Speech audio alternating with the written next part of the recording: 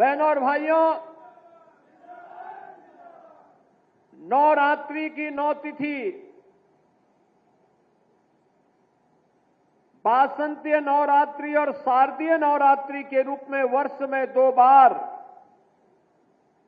जगत जननी मां भगवती के अनुष्ठान के इस आयोजन के साथ प्रत्येक सनातन धर्मावलंबी जुड़ करके जगत जननी मां भगवती से शक्ति की याचना करके अपने आप को लोक मंगल के लिए, राष्ट्र के कल्याण के लिए समर्पित करता है। और आज मेरा सौभाग्य है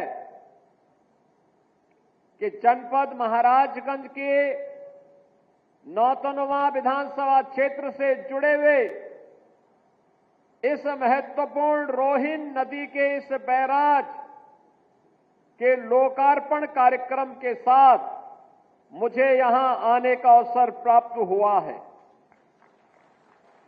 मैं इस अवसर पर आप सभी जनता जनार्दन को, इससे लाभान्वित होने वाले 16,000 अन्नदाता किसानों को, 5400 से अधिक हेक्टेयर की उस पावन धरा को जो इस रोहिन नदी के बैराज के बनने के बाद यहां पर अभी सिंचाई की सुविधा प्राप्त होने वाली है, उन सभी अन्नदाता किसानों का अभिनंदन करते हुए यहां के माननीय सांसद जी का, माननीय विधायक जी का, यहां के सभी जनप्रतिनिधियों का हृदय से उन्हें बधाई देता हूं और सिंचाई विभाग के अपने अधिकारियों को हृदय से धन्यवाद भी देता हूं। बहनों और भाइयों, यही नया भारत है जहां बिना भेदभाव के कार्य होता है। प्रधानमंत्री मोदी जी के नेतृत्व में आज पूरा देश एक नए भारत का दर्शन कर रहा है, जो भारत बिना भेदभाव के योजनाओं का लाभ सबको देता है। क्या गांव, क्या गरीब, क्या किसान, क्या नौजवान, क्या महिलाएं, क्या बच्चे। कार्यक्रम में आने के पहले मैंने यहां पे 24-24 दिन के बच्चों से मुलाकात करने का मुझे अवसर प्राप्त हुआ। 6-6 महीने के बच्चों का अन्नप्राशन करने का अवसर प्राप्त हुआ। बेसिक शिक्षा परिषद में पहली बार प्रवेश ले हुए बच्चों को स्कूली बैग देने का भी मुझे अवसर प्राप्त हुआ। अपनी नई पीढ़ी को गढ़ने की श्रृंखला और साथ साथ यहां के विकास की इस 650 करोड़ रुपए की परियोजनाओं के साथ आज अष्टम तिथि पर आपके साथ महाराजगंज जनपद के साथ जुड़ने का मुझे अवसर प्राप्त हो रहा है। बहनों और भाइयों, पिछले 10 वर्ष में प्रधानमंत्री मोदी जी ने इस पूरे देश की कायाकल्प की है। हर एक क्षेत्र में भारत आज विकास की नई बुलंदियों को छू रहा है। आज से 10 वर्ष पहले भारत दुनिया की 11वीं अर्थव्यवस्था माना जाता था। आप याद करिए, 1947 से लेकर के 2014 तक इन 70-72 वर्षों में भारत मात्र 11वीं अर्थव्यवस्था बन पाया था। यानी भारत से अर्थव्यवस्था के मुद्दे पर दुनिया के 10 देश आगे थे और मात्र 10 वर्ष में प्रधानमंत्री मोदी जी के चमत्कारिक नेतृत्व में भारत आज दुनिया की 5वीं बड़ी अर्थव्यवस्था बन गया है और अगले 2 वर्ष में ये 3री बड़ी अर्थव्यवस्था बनने वाला है। बहनों और भाइयों, आज हर एक क्षेत्र में कार्य हो रहे हैं। सड़कों के बड़े बड़े हाईवे बन रहे हैं, ड्राई पोर्ट बन रहे हैं। महाराजगंज में भी एक ड्राई पोर्ट बन रहा है, सोनौली बॉर्डर पर। हाईवे बन रहे हैं, रेलवे की नई नई लाइन बिछ रही है। आनंद नगर से महाराजगंज होते हुए सिसवा तक रेलवे की एक नई लाइन बिछाने की कार्रवाई आगे बढ़ने जा रही है। मेडिकल कॉलेज बन रहे हैं, गांव गांव की कनेक्टिविटी अच्छी हो रही है। हर घर बिजली के बाद अब हर घर नल की योजना साकार होने जा रही है। विकास के कार्य, क्या रेल का हो, क्या इस सड़क का हो, वाटरवे का हो, मेट्रो का हो, रोपवे का हो, ये सभी एक एक करके साकार होते हुए जा रहे हैं। एक तरफ ये कार्य युद्ध स्तर पर आगे बढ़ते हुए दिखाई दे रहे हैं, तो बहनों और भाइयों, दूसरी ओर लोक कल्याण के कार्यक्रमों को भी प्राथमिकता के साथ आगे बढ़ाया जा रहा है। लोक कल्याण के कार्य, कोई कल्पना करता था देश के अंदर 80 करोड़ लोग फ्री में राशन की सुविधा का लाभ प्राप्त कर रहे हैं? आज हो रहा है। 50 करोड़ से अधिक लोगों को 5 लाख रुपए की स्वास्थ्य बीमा का सुविधा प्राप्त हो रही है। याद करिए 50 करोड़ लोगों को 5 लाख रुपया प्रतिवर्ष स्वास्थ्य बीमा का कवर। 12 करोड़ घरों में शौचालय बन गए। 10 करोड़ घरों में उज्ज्वला योजना का कनेक्शन पहुंच गया देश के अंदर। 4 करोड़ लोगों के घर बन गए। 3.5 करोड़ लोगों के घरों में बिजली पहुंच गई। करोड़ों लोगों को देश के अंदर रोजगार और नौकरी के साथ जोड़ने का कार्य हुआ। तो बहनों और भाइयों, विकास और विरासत का समन्वय कैसे होना चाहिए, प्रधानमंत्री मोदी जी ने काशी विश्वनाथ धाम देकर के 500 वर्षों का इंतजार करके अयोध्या में रामलला का भव्य मंदिर बनवाने के कार्यक्रम को आगे बढ़ाते हुए अब तो महाकुंभ को पूरी दुनिया देख करके भौचक रह गई कि 66 करोड़ लोग महाकुंभ का दर्शन कर रहे हैं। यह भी केवल भारत कर सकता है, केवल भारत कर सकता है।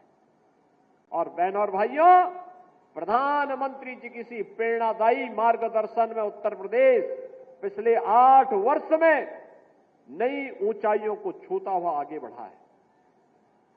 याद करिए 1947 से लेकर 2017 तक इन 70 वर्षों में उत्तर प्रदेश देश की 7वीं अर्थव्यवस्था था। और मात्र पिछले 8 वर्ष में हमने जो दूरी तय की, अब उत्तर प्रदेश देश की नंबर 2 की अर्थव्यवस्था बन चुका है। नंबर 2 की अर्थव्यवस्था बन चुका है। 56 लाख गरीबों के लिए मकान मिले। इस दौरान बनटांगिया गांवों को मान्यता दी गई। इस दौरान मुसहर हो, बनटांगिया हो, थारू हो, कोल हो, भील हो, गौड़ हो, चेरो हो, अहरिया हो, इन सभी जातियों को 100% इन्हें सैचुरेट करने का काम भी किया गया। हर सुविधाओं से युक्त किया गया। अब कोई उत्तर प्रदेश में भूखों नहीं मरता। 25 करोड़ की आबादी में 15 करोड़ से अधिक लोगों को हर महीने फ्री में राशन की सुविधा का लाभ भी दिया जा रहा है। और 10 करोड़ लोगों को आज आयुष्मान भारत और मुख्यमंत्री आयुष्मान भारत योजना के अंतर्गत उन्हें 5 लाख रुपए की स्वास्थ्य बीमा की सुविधा भी उपलब्ध करवाई जा रही है। उत्तर प्रदेश के अंदर नौजवान के लिए रोजगार की व्यवस्था, कमाई के लिए रोजगार, अच्छी शिक्षा हो इसके लिए पढ़ाई की उत्तम व्यवस्था, बेटी की सुरक्षा, व्यापारी के सम्मान और अन्नदाता किसानों की खुशहाली के लिए ये डबल इंजन की सरकार पूरी मजबूती के साथ काम कर रही है। ये रोहिन बैराज उसी का एक मूर्त रूप है। मूर्त रूप है। यहां पे भी बोल रहे थे यहाँ के माननीय विधायक जी भी और माननीय केंद्रीय मंत्री जी भी, वर्षों से 20 वर्षों से 25 वर्षों से इंतजार था लोगों को। कि रोहिन में बैराज बने। पिछली सरकारों के पास अपने परिवार का पेट भरने की फुर्सत ही नहीं थी। जमीन लुटवाने की फुर्सत मिले तो विकास करें। अभी आपने देखा होगा, परसों ही देश की संसद में वक्फ बोर्ड संशोधन अधिनियम पारित किया है। अब वक्फ बोर्ड के नाम पर जमीनों पर कोई डकैती नहीं डाल सकता है, लूट खसोट नहीं हो सकती है, चौराहे की जमीनों पर कोई कब्जा नहीं कर सकता है। अब सार्वजनिक संपत्ति जो भी होगी, जो राजस्व की भूमि होगी, उसका उपयोग विद्यालय बनाने में, चिकित्सालय बनाने में, कॉलेज बनाने में, मेडिकल कॉलेज बनाने में, ऐसे बैराज बनाने में, गरीबों के लिए आवास बनाने में ही उसका उपयोग होगा। किसी बोर्ड के नाम पर लूट खसोट हमेशा के लिए लगाम लगाने का काम किया है। वक्फ बोर्ड संशोधन अधिनियम पारित होने के कारण अब ये मनमानेपन पर लगाम लगेगी।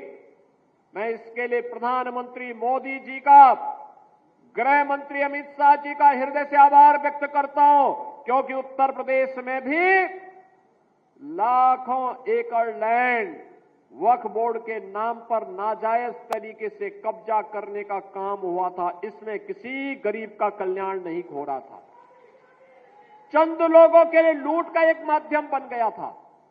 इस लूट पर अब लगाम लगेगी, सख्ती से लगाम लगेगी, और उसी लगाम के क्रम में आज हम सब आपके बीच यहां पर आए हैं। बहनों और भाइयों, आपने अच्छा विधायक दिया, पैरवी हुई। आपने अच्छा सांसद दिया, कार्य आगे बढ़ा। आज यहां पर रोहिन नदी का ये बैराज बन गया। 16,000 अन्नदाता किसान लाभान्वित होंगे। और मैं भी यहां के विधायक जी से कह रहा था, जिला प्रशासन से भी कह रहा था, इसके आसपास एक बहुत अच्छी वाटर बॉडी बनेगी। वाटर बॉडी बनने का मतलब अब यहां के माध्यम से आसानी से यहां पे रेस्टोरेंट बन करके लोग पर्यटन के लिए, नौकायन के लिए भी यहां आ सकते हैं। बहुत अच्छा एक कार्यक्रम यहां पे होगा। अनावश्यक बाढ़ से बचाव भी होगी, रेस्टोरेंट बनेंगे, नए रोजगार के सृजन हो सकते हैं, नौकायन का आनंद लिया जा सकता है। कोई घर में अतिथि आया, उसको घुमाने के लिए लेकर के आओ बॉर्डर क्षेत्र के इस पूरे क्षेत्र में। और नहीं तो हर बार होता था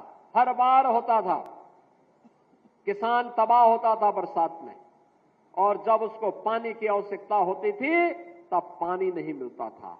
अब बरसात में बाढ़ से बचाव होगी, और जब पानी की आवश्यकता होगी तब रोहिन बैराज आपको यहां पर जल उपलब्ध करवाने का काम करेगा।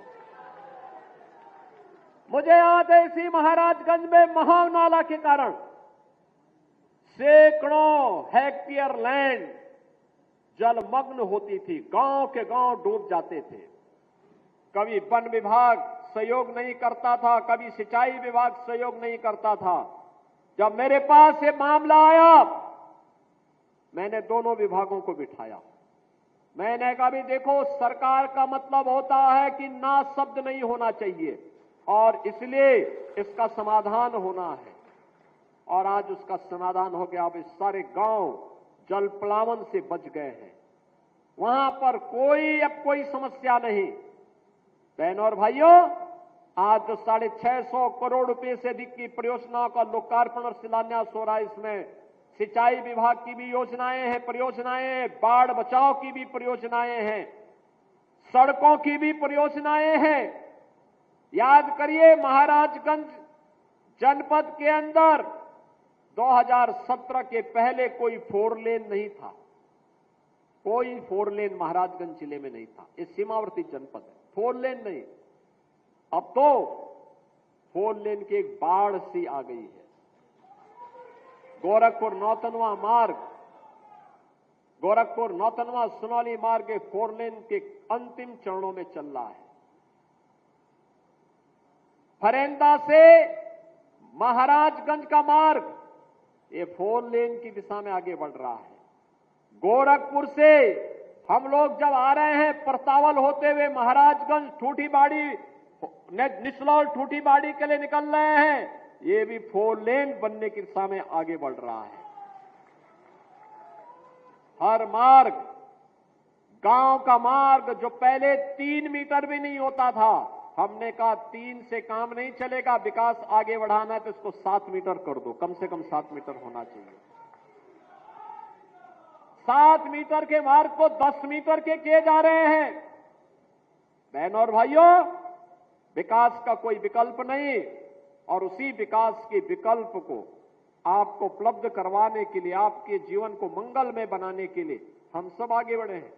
सिंचाई विभाग ने पिछले 8 वर्ष में अनेक कार्य किए। अर्जुन सहायक परियोजना ये बुंदेलखंड के अंदर बनी।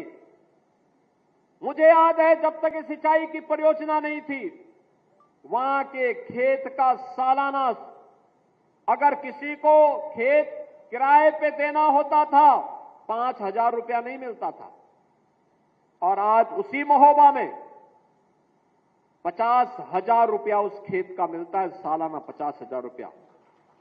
याद करिए, किसान को 50,000 की कमाई अगर हो जाए एक खेत में, बहनों और भाइयों, उसकी इनकम तो बढ़ेगी। अर्जुन सहायक परियोजना प्रधानमंत्री कृषि सिंचाई योजना के अंतर्गत पूर्ण हुई। हजारों हेक्टेयर लैंड को सिंचाई की सुविधा प्राप्त हुई। बाण सागर की परियोजना, ये बिंदु क्षेत्र में 2.5 लाख हेक्टेयर भूमि को सिंचाई की सुविधा दी है। ऐसे ही सरयू नहर राष्ट्रीय परियोजना, सरयू नहर राष्ट्रीय परियोजना बनी थी 1972 में, कभी पूर्ण नहीं हो पाई, क्योंकि अन्नदाता किसान पिछली सरकारों के एजेंडे में था ही नहीं, उनके एजेंडे में था ही नहीं, इसीलिए किसान आत्महत्या करता था। आज तो बहनों और भाइयों, अन्नदाता किसान के लिए ऋण माफी का कार्यक्रम भी है, प्रधानमंत्री कृषि सिंचाई की योजना भी है, प्रधानमंत्री किसान बीमा की योजना भी है, और प्रधानमंत्री किसान सम्मान निधि की योजना भी है। और आज उसकी सरयू नहर राष्ट्रीय परियोजना को हमने 2021 में प्रधानमंत्री मोदी जी के कर कमलों से लोकार्पण करवाया। याद करिए, 1972 में योजना बनी थी और उसको पूरा होने में लगे 49 वर्ष, और वह भी तब जब भारतीय जनता पार्टी की सरकार उत्तर प्रदेश में अंदर आई। बहनों और भाइयों, आज योजना पूरी हुई। 14 लाख हेक्टेयर भूमि को सिंचाई की सुविधा उपलब्ध करा रही है सरयू नहर राष्ट्रीय परियोजना। पिछले 8 वर्ष में 23 लाख हेक्टेयर भूमि को अतिरिक्त सिंचाई की सुविधा दी गई। 14 लाख अन्नदाता किसानों के लिए, 14 लाख अन्नदाता किसान जो प्राइवेट ट्यूबवेल लगाए थे, उनके कनेक्शन फ्री किए गए। हमने कहा आप सिंचाई करिए, पैसा सरकार भुगतान करेगी, आपको सिंचाई के लिए पैसा नहीं देना है। बहनों और भाइयों, एक और विकास, किसान का विकास है, नौजवान के लिए नौकरी और रोजगार है, बेटी को सुरक्षा और स्वावलंबन की दिशा में आगे बढ़ाने का कार्य हो रहा है। श्रमिकों के बच्चों के लिए अटल आवासीय विद्यालय बनाए जा रहे हैं। आज यहां पर मुख्यमंत्री कंपोजिट विद्यालय भी बनाया जा रहा है। इंटीग्रेटेड कैंपस होगा, प्री प्राइमरी से लेकर के, यानी नर्सरी से लेकर के सीनियर सेकेंडरी लेवल तक, 12वीं तक एक ही कैंपस में एक विद्यालय हमने महाराजगंज के लिए स्वीकृत किया है। केवलापुर में पहला विद्यालय बन रहा है, और फिर इसको अगले चरण में हर विधानसभा क्षेत्र में बनाएंगे। इसके बाद हर विकास खंड में बनाएंगे। मैं अभी से कहूंगा, सभी जनप्रतिनिधिगण और प्रशासन भी हर एक विधानसभा क्षेत्र में 15-15 एकड़ जमीन आरक्षित करके रखिए। अच्छा विद्यालय देंगे आपको, बहुत अच्छा विद्यालय देकर देने जा रहे हैं, जिससे हमारे बच्चे अच्छी पढ़ाई करके जाएंगे। बहनों और भाइयों, पिछली सरकारें तो एक जनपद एक माफिया पालती थी। हमने उनके माफिया का स्थान अब 1 डिस्ट्रिक्ट 1 मेडिकल कॉलेज के लिए दे दिया। महाराजगंज में भी मेडिकल कॉलेज का शुभारंभ हो चुका है। मेडिकल कॉलेज का शुभारंभ हो चुका है। आज यहां पर हर एक क्षेत्र में नया कार्य प्रारंभ हुआ है। महाराजगंज अब पिछड़ा जिला नहीं है। उत्तर प्रदेश अब बीमारू राज्य भी नहीं है। अब यहां पर कोई ये नहीं कह सकता कि उसको शासन की योजना का लाभ नहीं मिल रहा है। अभी बहुत शीघ्र उत्तर प्रदेश जीरो पॉवर्टी के एक कार्यक्रम को आगे बढ़ा रहा है, जिसको अब तक शासन की किसी सुविधा का लाभ नहीं मिला है और अब किसी पात्रता की श्रेणी में आता है।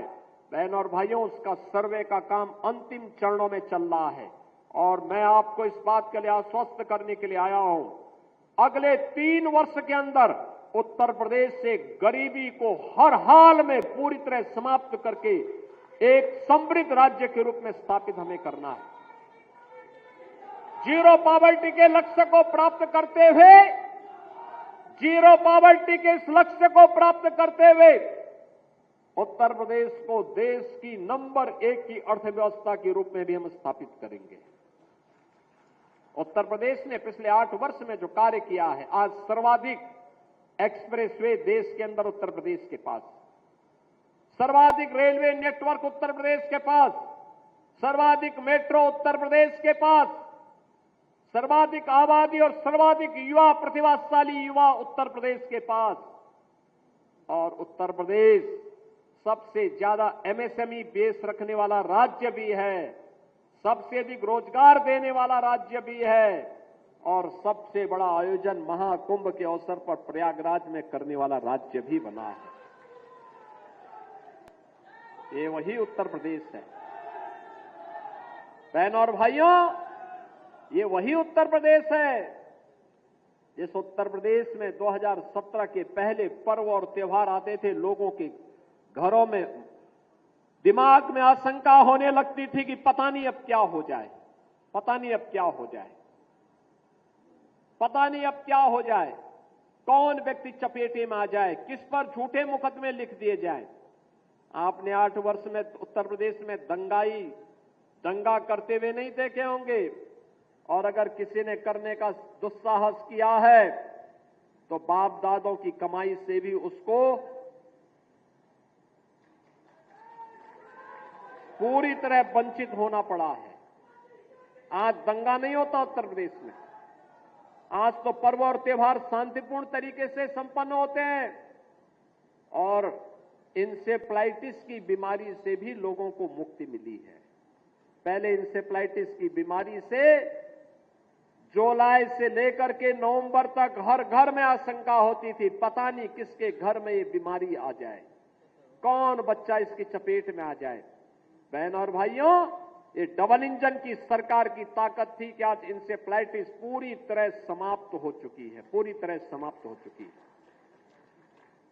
अब बीमारी नहीं है, आज इंसेफ्लाइटिस को भी नियंत्रित किया गया है, डेंगू को नियंत्रित किया गया है, मलेरिया को कम किया गया है, कालाजार और चिकनगुनिया को भी कंट्रोल कर दिया गया है। अब ट्यूबरक्लोसिस के खिलाफ अभियान चल रहा है। मैं हर जनप्रतिनिधि से कहूंगा कि टीबी का कोई पेशेंट है, उसको चिन्हित करिए, पोषण पोटली दीजिए, उसके घर तक सरकार की सहायता पहुंचाइए। प्रधानमंत्री जी ने लक्ष्य रखा है 2025 के अंदर अंदर ट्यूबरक्लोसिस को पूरी तरह समाप्त करना है, टीबी मुक्त भारत का निर्माण करना है। एक स्वस्थ समाज से सशक्त राष्ट्र का मार्ग विकसित होगा और एक विकसित भारत के लिए हमें आगे बढ़ने के लिए इस दिशा में कदम बढ़ाना होगा। विकसित होगा और एक विकसित भारत के लिए हमें आगे बढ़ने के लिए इस दिशा में कदम बढ़ाना होगा। महाराजगंज मधुवलिया में बहुत अच्छी गौशाला भी चला रहा है। इस गौशाला के संरक्षण के लिए भी आगे उसमें किस प्रकार के कार्यक्रम होने हैं, वहां के विधायक श्री प्रेम सागर पटेल जी आकर के बहुत बार लखनऊ में मेरे कार्यालय में धरना दिए, कहते हैं कि साहब वहां पे कुछ बनाइए। मैंने कहा उस जमीन को सुरक्षित रखवाइए, आप चिंता मत करिए, वहां पे कुछ बनाएंगे जरूर। और बहनों और भाइयों, वहां पर हम लोग कुछ अच्छा काम जरूर करेंगे, जिससे यहां के गोवंश के लिए और यहां पे अच्छे दुग्ध उत्पादन के लिए डेयरी के क्षेत्र में कुछ नई संभावनाओं को आगे बढ़ाया जा सके। इसके लिए भी महाराजगंज को आगे बढ़ाएंगे, अच्छा कार्य होगा। और उसी कार्यक्रम की श्रृंखला में आज हम सब आपके पास आए हैं। इस सत्र में महाराजगंज में केंद्रीय विद्यालय का भी प्रारंभ होने जा रहा है। पहली बार महाराजगंज में केंद्रीय विद्यालय का शुभारंभ 2025-26 के सत्र में प्रारंभ होने जा रहा है। स्पोर्ट्स का भी स्टेडियम का लोकार्पण हो रहा है महाराजगंज में। ढेर सारी योजनाओं को आज आपको दे रहे हैं और जगतजननी मां भगवती की अष्टमी तिथि महागौरी के प्रति समर्पित है। और इसीलिए जब महाराजगंज के रोहिन नदी के इस बैराज को आज हम लोकार्पण कर रहे हैं, इस लोकार्पण के कार्यक्रम के अवसर पर मैं केवल और केवल यही कहूंगा, जगतजननी मां भगवती का पर्व है और यहां से कुछ ही दूरी पर मां बनैया माता का मंदिर भी है। तो इस बैराज को भी हम मां बनैया माता के नाम पर ही जानेंगे। यहां पे बनना चाहिए मां बनैया माता की एक चित्र बैराज में बना करके, बैराज में नाम भी लिखा जाना चाहिए, क्योंकि उनकी कृपा बनी रहेगी तो ये बैराज सुरक्षित रहेगा, संरक्षित रहेगा लंबे समय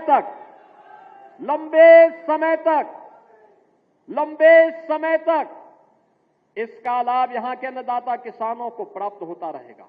याद करिए, रोहिन नदी नेपाल से निकल के आती है और नेपाल से होकर के यह महाराजगंज जिले के अंदर होते हुए गोरखपुर जिले में प्रवेश करती है और गोरखपुर महानगर के पास, डोमिनगढ़ के पास यह राप्ती नदी में मिल जाती है। पहाड़ी नदी है। कितना मीठा पानी इसमें आता है, कितना मीठा पानी आता है। और इसमें तो पहले हम लोग इस बात को देखते थे कि रोहिन नदी पर बहुत पहले, यानी सैकड़ों वर्ष पहले यहां पर एक बियर पैलेस से बना हुआ था, लेकिन बाढ़ के कारण वो टूट गया। लंबे समय तक उसके द्वारा सिंचाई की सुविधा होती थी, लेकिन बाद में वो टूटने के कारण कार्य आगे नहीं बढ़ पाया था। बाद में जब यहां के माननीय जनप्रतिनिधिगण, माननीय विधायक जी कई बार मुझसे मिले, पंकज जी कई बार मिलने के लिए आए, और इन लोगों ने जब इस प्रस्ताव को यहां मेरे सामने रखा, ये कार्यक्रम ये होना चाहिए क्योंकि किसानों का भी कल्याण होगा, बाढ़ से बचाव भी होगा, महाराजगंज के अंदर एक अच्छा प्रोजेक्ट भी आ जाएगा, विकास की अनंत संभावनाओं को आगे बढ़ाने में मदद मिलेगी। तो हम लोगों ने तत्काल स्वीकृति दी, आज ये होगा। मैं यहां के जनप्रतिनिधियों को और जिला प्रशासन को इस बात के लिए भी धन्यवाद देता हूं। महाराजगंज जनपद पूरे प्रदेश के 75 जनपदों में मुख्यमंत्री युवा उद्यमी योजना में नंबर 1 पर आया है। मुख्यमंत्री युवा उद्यमी स्कीम के अंतर्गत उत्तर प्रदेश सरकार ने 24 जनवरी से एक स्कीम लागू की थी। इस स्कीम के अंतर्गत जो भी युवा अपना उद्यम स्थापित करना चाहता है उसको रजिस्ट्रेशन करना था,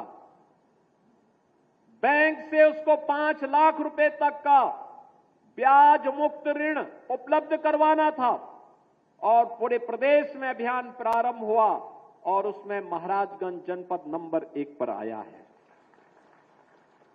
पूरे प्रदेश में नंबर 1 पर, और नंबर 1 पर आने का मतलब स्कीम को मिशन मोड पर लिया गया। प्रशासन और जनप्रतिनिधियों ने मिलकर के उस कार्यक्रम में भागीदारी की। परिणाम है लगभग 1000 नए उद्यमी के रूप में यहां के युवाओं को ब्याज मुक्त ऋण की सुविधा प्राप्त हो गई है। और मैं चाहूंगा यह अभियान आगे बढ़ना चाहिए। अलग अलग सेक्टर को चिन्हित करने की आवश्यकता है।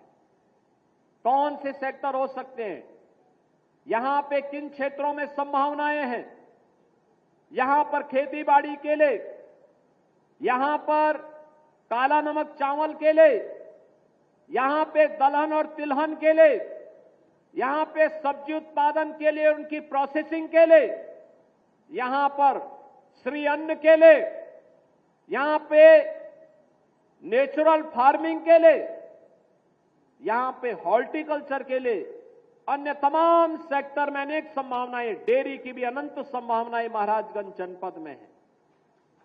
बकरी पालन की संभावनाएं हैं, मत्स्य पालन की संभावनाएं हैं। इन सभी सेक्टर के साथ साथ अन्य जो भी ऐसे सेक्टर हो जिसके माध्यम से महाराजगंज में नए युवा उद्यमियों को प्रोत्साहित करके उद्यम स्थापित करने के लिए आगे प्रोत्साहित किया जा सके, इसके लिए जिला प्रशासन जनप्रतिनिधियों के साथ मिलकर के आगे कार्य करेगा। मुझे पूरा विश्वास है जो टारगेट जनपद महाराजगंज को दिया गया था उतना टारगेट अभी उनको और अचीव कर लेंगे। तो मुझे लगता है कि एक बड़ी संख्या हर विधानसभा क्षेत्र में युवा उद्यमियों की प्राप्त होगी।